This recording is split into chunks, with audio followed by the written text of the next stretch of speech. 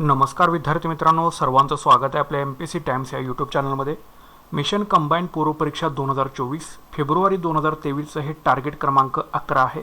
तर या व्हिडिओसोबतच आपले फेब्रुवारी 2023 मधील 110 प्रश्न जे आहेत, म्हणजे 110 चालू घडामोडीच्या तुमच्या कन्सेप्ट आहेत, तर त्या व्हिडिओच्या सोबतच तुमचे पूर्ण होऊन जातील।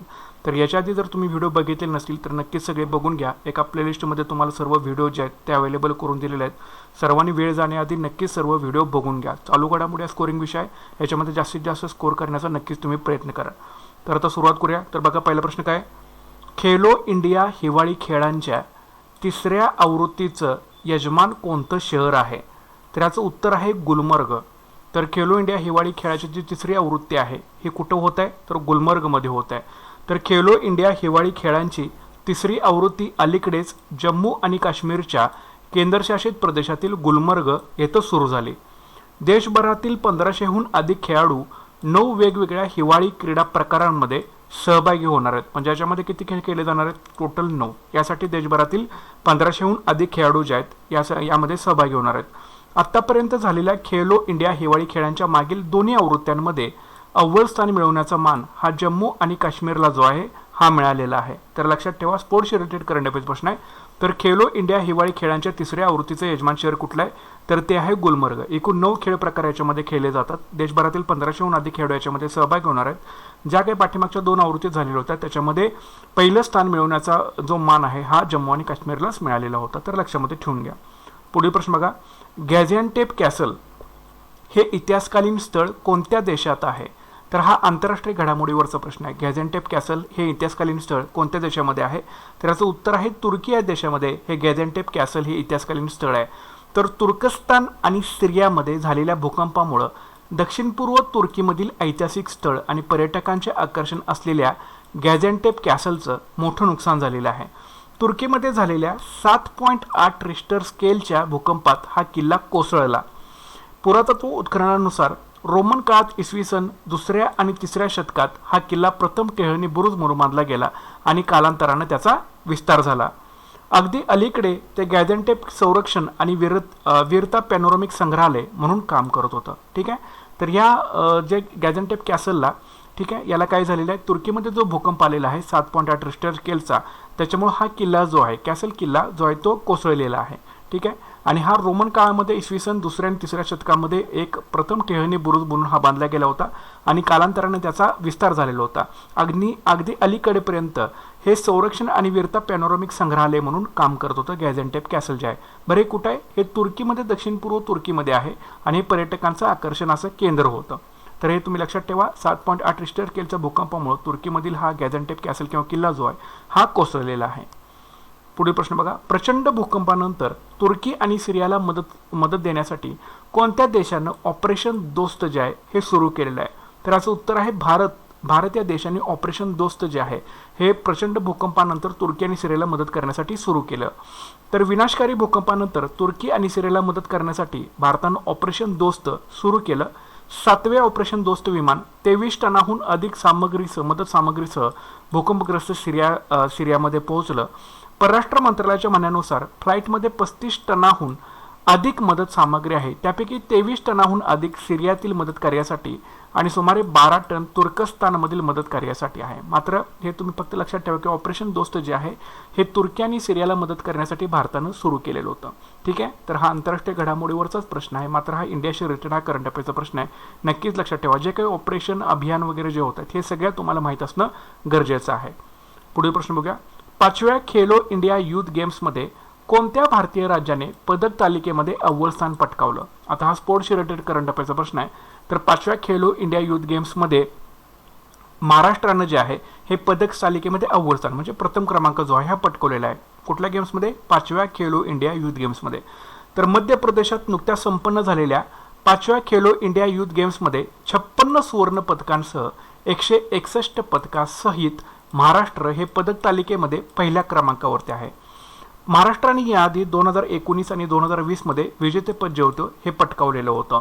हरियाणाने 128 पदकांसह प्रथम उपविजेतेपद पटकावलं आणि त्यानंतर मध्य प्रदेश जे आहे हे 3ऱ्या स्थानावरती राहिलेला आहे. तर टोटल 161 पदकांसहित महाराष्ट्र जे आहे हे पहिल्या क्रमांकावरती राहिलेलं होतं. याच्या 161 मध्ये 56 जे आहे ते सुवर्ण पदक आहेत. महाराष्ट्राने याआधी 2019 आणि 2020 मध्ये झालेल्या खेलो इंडिया युथ गेम्समध्ये विजेतेपद पटकावलेलं होतं. हरियाणा हा दुसऱ्या क्रमांकावरती राहिला. हरियाणाने 128 पदकं जिंकली आणि त्यानंतर मध्य प्रदेशनं जे आहे हा तिसऱ्या क्रमांकावरती राहिलेला आहे. तर हे कुठं झालेलं होतं तर मध्य प्रदेशमध्ये झालेलं होत्या या खेलो इंडिया युथ गेम्स. हे तुम्ही लक्षात ठेवणं गरजेचं आहे. तर स्पोर्ट्सशी रिलेटेड करंट अफेअर्स प्रश्न आहे, नक्कीच लक्षात ठेवा.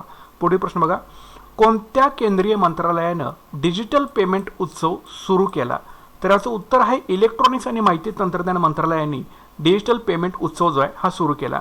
तर इलेक्ट्रॉनिक्स आणि माहिती तंत्रज्ञान मंत्री अश्विनी वैष्णव यांनी नवी दिल्ली येथे डिजिटल पेमेंट उत्सव ही व्यापक मोहीम योजना सुरू केली. ठीक आहे, इलेक्ट्रॉनिक्स माहिती तंत्रज्ञान मंत्री कोण आहेत? अश्विनी वैष्णव. त्यांनी नवी दिल्ली या ठिकाणी डिजिटल पेमेंट उत्सव व्यापक मोहीम योजना सुरू केली. देशभरामध्ये डिजिटल पेमेंटला प्रोत्साहन देण्यासाठी आणि आझादी का अमृत महोत्सव आणि G20 अध्यक्षपद साजरे करण्यासाठी यावर्षी डिजिटल पेमेंट उत्सवाचं आयोजन करण्यात आलं होतं. कशासाठी?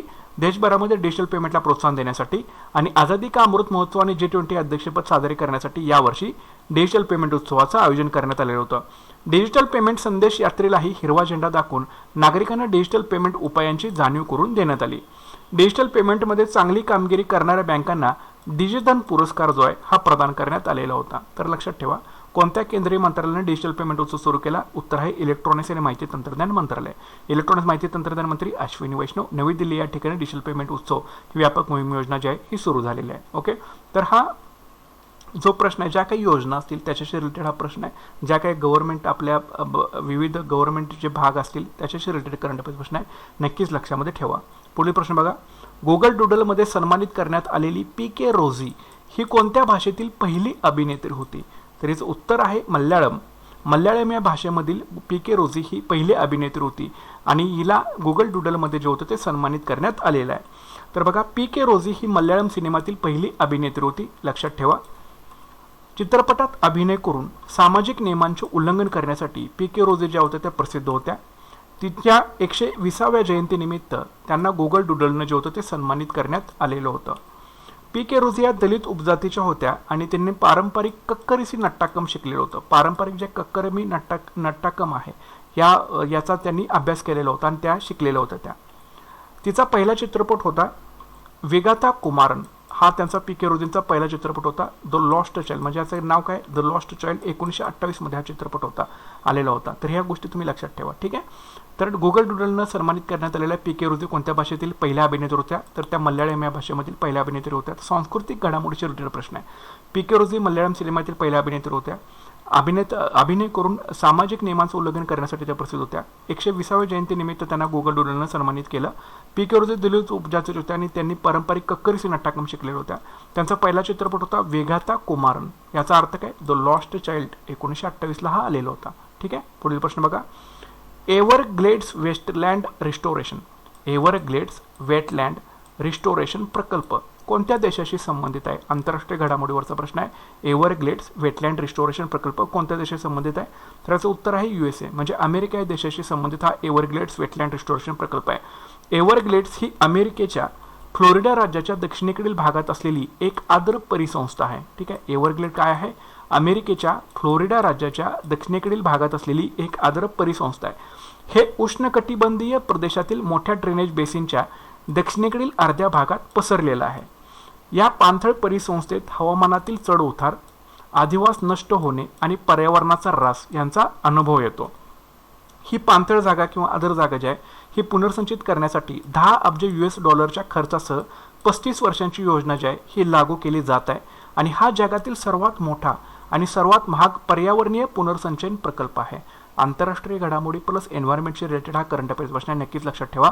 तर एव्हरग्लेड वेटलँड रिस्टोरेशन प्रकल्प कोणत्या देशाशी संबंधित आहे? तर तो USA म्हणजे अमेरिकेशी संबंधित आहे. तर अमेरिकेच्या फ्लोरिडा राज्याच्या दक्षिणेकडच्या भागामध्ये असलेली एक आदर परिसंस्था आहे. तर मोठ्या ड्रेनेज बेसिनच्या दक्षिणेकडच्या भागामध्ये अर्ध्या भागामध्ये हे उष्णकटिबंधीय प्रदेशातील ही जी वनस्पती ही जास्त प्रमाणात पसरत आहे.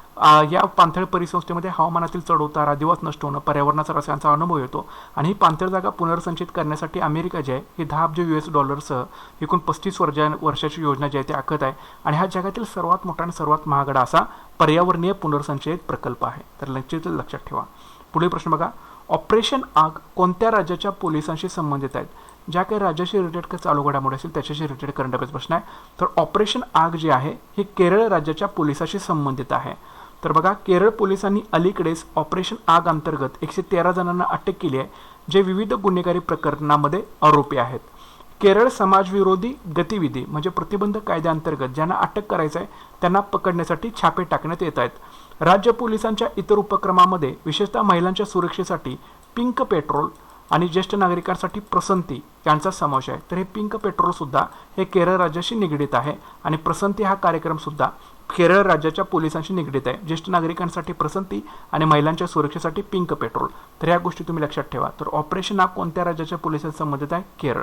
आणि पिंक पेट्रोल केरळ महिलांच्या सुरक्षेसाठी आणि प्रसंती ज्येष्ठ नागरिकांसाठी हा केरळ राज्याच्या पोलिसांशी हा संबंधित उपक्रम आहे. हे तुम्हाला लक्षात ठेवणं गरजेचं आहे.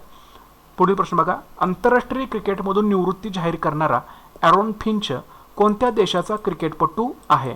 तर हा स्पोर्ट्स रिलेटेड करंट अफेअरचा प्रश्न आहे. तर याचं उत्तर आहे ऑस्ट्रेलिया या देशाचा तो क्रिकेटपटू आहे ॲरोन फिंच.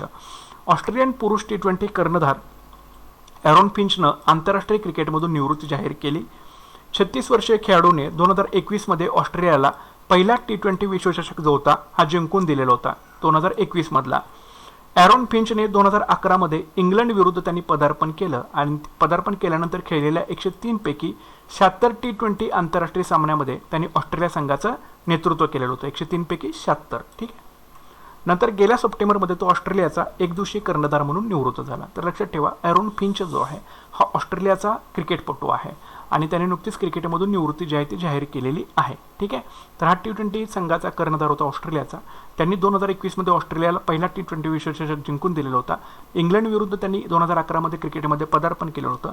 103 सामन्यापैकी 76 T20 आंतरराष्ट्रीय क्रिकेटमध्ये त्यांनी संघाचं नेतृत्व केलेलं होतं आणि सप्टेंबरमध्ये ते ऑस्ट्रेलियाचे कर्णधार म्हणून निवृत्त झाले. तर या गोष्टी तुम्ही लक्षात ठेवा. स्पोर्ट्स रिलेटेड करंट अफेअरचा प्रश्न आहे. नंतर पुढचा प्रश्न बघा, कोणत्या संस्थेने ग्रीन बॉन्डवर ऑपरेशनल मार्गदर्शक तत्वे जारी केली आहेत? तर याचं उत्तर आहे SEBI. Securities and exchange board of India म्हणजे सेबी, ज्याला 1992 मध्ये वैधानिक दर्जा जो होता मिळालेला होता. तर कोणत्या संस्थेने ग्रीन बॉन्ड्सवर ऑपरेशनल मार्गदर्शक तत्वे जारी केले आहेत? उत्तर आहे सेबी.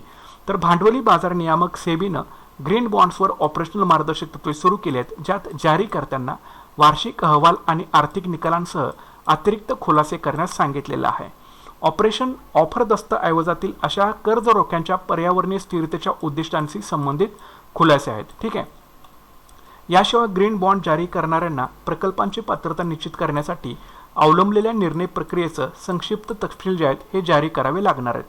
तर या ग्रीन बॉन्ड्सवर ऑपरेशनल मार्गदर्शक तत्वाशी संबंधित कुठली संस्था आहे? तर ती आहे सेबी. लक्षात ठेवायचं. तर सेबी काय करणार आहे? तर ऑफर दस्तऐवजातील अशा कर्ज रोख्यांच्या म्हणजे जे काही जारी करत आहेत त्यांच्या ऑफर दस्तऐवजातील कर्ज रोख्यांच्या पर्यावरणीय स्थिरतेच्या उद्देशाचे संबंधित खुलासे करण्यास या सेबीने सांगितलेलं आहे आणि ग्रीन बॉन्ड जारी करणाऱ्या प्रकल्पाची पात्रता निश्चित करण्यासाठी अवलंबलेल्या निर्णय प्रक्रियेचं संक्षिप्त तपशील सुद्धा जाहीर करावे लागणार आहेत. तर या गोष्टी तुम्हाला याच्याशी म्हणजे हे एन्व्हायरमेंट प्लस अर्थशास्त्र याच्याशी रिलेटेड तुम्ही याची सांगड या प्रश्नाची नक्कीच घालू शकताय. तर अशा प्रकारचे 10 प्रश्न झालेले आहेत. आता आपण याचा थोडक्यात रिकॅप आपण बघून घेऊ पटकन. तर खेलो इंडिया हिवाळी खेळांच्या 3ऱ्या आवृत्तीचे यजमान कोणतं शहर आहे? उत्तर आहे गुलमर्ग. गॅझेंटेप कॅसल हे इतिहासकालीन स्थळ कोणत्या देशामध्ये आहे? उत्तर आहे तुर्की. प्रचंड भूकंपानंतर तुर्की आणि सिरियाला मदत देण्यासाठी कोणत्या देशानं ऑपरेशन दोस्त सुरू केलं? उत्तर आहे भारत.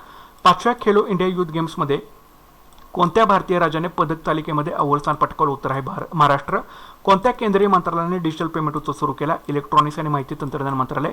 गुगल डुडलमध्ये सन्मानित करण्यात आलेली PK रोझी ही कोणत्या भाषेतील पहिली अभिनेत्री होती? उत्तर आहे मल्याळम. एव्हरग्लेड्स वेटलँड रिस्टोरेशन प्रकल्प कोणत्या देशाशी संबंधित आहे? उत्तर आहे USA. ऑपरेशन आग कोणत्या राज्याच्या पोलिसाशी संबंधित आहे? उत्तर आहे केरळ. आंतरराष्ट्रीय क्रिकेटमधून निवृत्ती जाहीर करणारा ॲरोन फिंच कोणत्या देशाचा क्रिकेटपटू आहे? ऑस्ट्रेलिया. आणि कोणत्या देशाच्या संस्थेनं ग्रीन बॉन्ड्सवर ऑपरेशनल मार्गदर्शक तत्वे जारी केली? उत्तर आहे सेबी. ओके. तर अशा प्रकारचे प्रश्न आहेत. तर व्हिडिओ तुम्ही 2-3 वेळा रिवाईज करून ऐका. तुमची उजळणी जी असेल ती चांगल्या पद्धतीने होऊन जाईल. तर या व्हिडिओसोबतच आपण फेब्रुवारी महिन्यामधील 110 प्रश्न जे आहेत ते आपण बघितलेले आहेत. दररोज आपला एक तरी व्हिडिओ ह्या चालू घडामोडीशी रिलेटेड येत राहतो. जास्तीत जास्त आपण प्रश्न जे आहेत ते चालू घडामोडीचे फेब्रुवारी 2023 मधील पूर्ण करणार आहे. चालू घडामोडी हा स्कोरिंग विषय आहे. जास्तीत जास्त तुम्ही मार्क्स त्याच्यामध्ये पाडण्याचा 100% प्रयत्न करा.